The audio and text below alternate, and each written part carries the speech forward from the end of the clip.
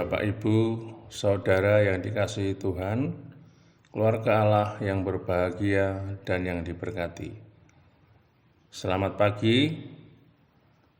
Tema renungan hari ini adalah pembawa damai. Saya ambil dari Matius 5 ayat yang ke-9, tertulis, "Berbahagialah orang yang membawa damai, karena mereka akan disebut anak-anak Allah." Saudaraku, dunia yang penuh dengan pertikaian dan kekacauan ini membutuhkan banyak pembawa damai. Karena sudah terlalu banyak orang yang memikirkan kepentingannya sendiri, sehingga menyebabkan pertengkaran, perselisihan, dan perkelahian. Yakobus 4 ayat 1 sampai dengan ketiga berkata, "Dari manakah datangnya sengketa dan pertengkaran di antara kamu? Bukankah datangnya dari hawa nafsumu yang saling berjuang di dalam tubuhmu? Kamu mengingini sesuatu, tetapi kamu tidak memperolehnya. Lalu kamu membunuh, kamu iri hati, tetapi kamu tidak mencapai tujuanmu. Lalu kamu bertengkar dan kamu berkelahi. Kamu tidak memperoleh apa-apa karena kamu tidak berdoa." Ayat yang ketiga, "Atau kamu berdoa juga, tetapi kamu tidak menerima apa-apa karena kamu salah berdoa. Sebab yang kamu minta itu hendak kamu habiskan untuk memuaskan hawa nafsumu." Sengketa dan pertengkaran berasal dari kepentingan diri sendiri yang ditempatkan di atas kepentingan orang lain. Setiap kali ada dua pihak yang sama-sama memikirkan kepentingannya sendiri, maka pasti akan terjadi pertikaian. Contoh yang paling sederhana bisa kita lihat di dalam rumah tangga. Berapa banyak pertengkaran yang terjadi di dalam rumah tangga disebabkan dua orang yang tidak mau mengalah dan hanya memikirkan kepentingannya sendiri. Rasul Paulus memberikan dua nasihat yang sederhana kepada kita untuk dilakukan apabila kita ingin menjadi orang-orang yang membawa damai. Kita buka di dalam Roma 12 ayat 17 sampai 18. Beginilah firman Tuhan, "Janganlah membalas kejahatan dengan kejahatan. Lakukanlah apa yang baik bagi semua orang, sedapat-dapatnya kalau hal itu bergantung padamu. Hiduplah dalam perdamaian dengan semua orang." Dua nasihat yang diajarkan oleh Rasul Paulus adalah, nasihat yang pertama yaitu jangan membalas kejahatan dengan kejahatan.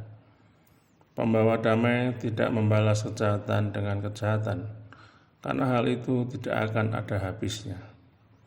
Ajaran dunia memang berbunyi mata ganti mata dan nyawa ganti nyawa. Tetapi apa yang diajarkan firman Tuhan adalah tidak membalas kejahatan dengan kejahatan, melainkan dengan kebaikan. Ketika kita memilih untuk menyerahkan hak pembalasan itu kepada Tuhan, maka artinya kita memberikan tempat bagi Tuhan untuk memperjuangkan perkara kita. Nasihat yang kedua, lakukanlah apa yang baik bagi semua orang. Pembawa damai melakukan kebaikan bagi semua orang, bukan hanya bagi orang-orang yang berbuat baik kepadanya, melainkan juga bagi musuh-musuhnya. Rasul Paulus mengatakan dalam ayat selanjutnya demikian. Roma 12 ayat yang ke-20, "Tetapi jika seterumu lapar, berilah dia makan. Jika ia haus, berilah dia minum. Dengan berbuat demikian, kamu menumbuhkan bara api di atas kepalanya." Maksud perkataan Rasul Paulus itu adalah saat kita berbuat baik kepada musuh kita, maka kita telah menumbuhkan bara api di atas kepalanya. Musuh kita akan bertanya-tanya, mengapa kita tidak merespon seperti yang biasa dilakukan oleh orang-orang yang disakiti, yaitu membalas kejahatan dengan kejahatan. Dan dengan demikian perbuatan kita akan mengarahkannya kepada pertobatan yang membawa kepada keselamatan di dalam Tuhan.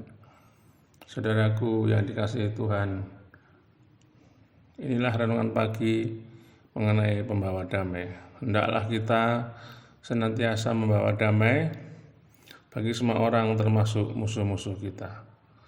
Kesimpulan firman Tuhan pagi ini mengingatkan kita untuk selalu bagi pembawa damai, bukan hanya bagi orang yang berbuat baik kepada kami, melainkan juga bagi musuh-musuh kami. Saudara, mari kita berdoa. Bapa yang mengasihi kami, hamba mengucap syukur buat kebenaran firman-Mu, buat semua kebaikan Tuhan dalam hidup kami semua. Yang sakit dalam nama Yesus disembuhkan, yang kekurangan Tuhan sudah mencukupkan, yang dalam pertengkaran Tuhan sudah memulihkan. Engkau baik Tuhan, balas memberkati tangan-tangan yang Tuhan pakai untuk saluran berkat-Mu. Balas memberkati buat gereja Lembah Dieng, Tuhan yang mencukupkan apapun yang gereja-Mu butuhkan. Berdoa bagi Bapak Gembala Senior dan semua keluarga besar yang ada, dengan berkat, damai sejahtera, dan sukacita oleh Roh Kudus. Di dalam nama Bapa, Anak laki-laki, dan Roh Kudus, hamba sudah berdoa dan mengucap syukur. Haleluya.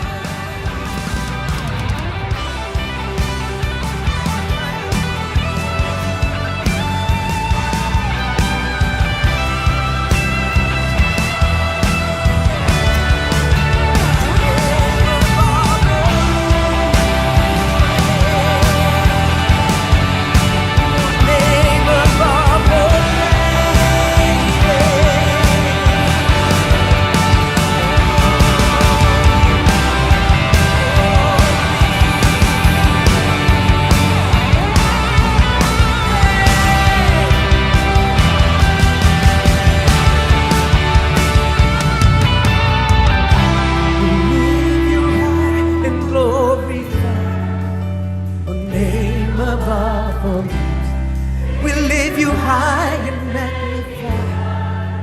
Oh Jesus, we lift you high and glorify.